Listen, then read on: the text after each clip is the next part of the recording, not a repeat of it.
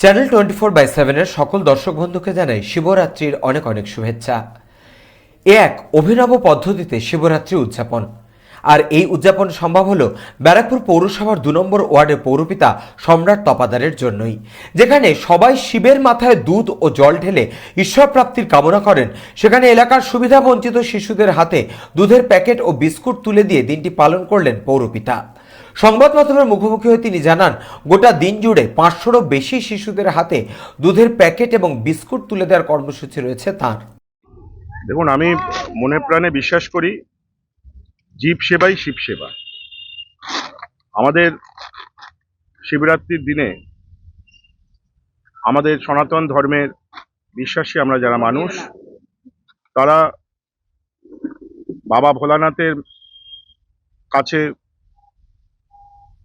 ঘি, মধু, দুধ, গঙ্গা জল ইত্যাদি আমরা অর্পণ করি।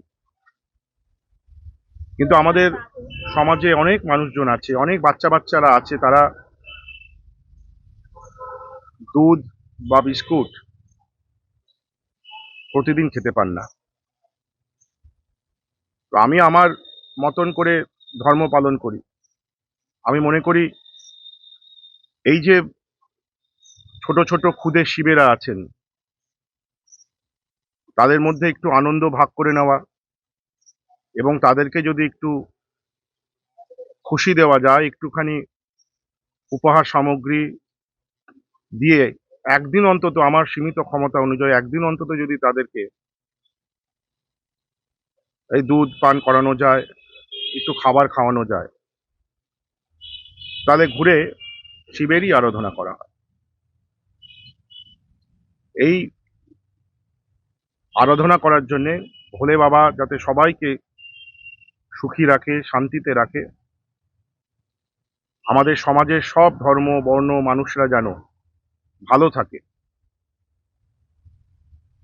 তাই এই আয়োজন করা হয়েছে। কতজন বাচ্চারা? আমাদের আনুমানিক এখন অবধি তো মানে আমাদের ওরম নয়, 500 জনের আমাদের টার্গেট আছে সারাদিন ধরে, ওরম আমরা চেষ্টা করব। ব্যারাকপুর থেকে সৈকত গঙ্গোপাধ্যায়ের রিপোর্ট, চ্যানেল 24/7।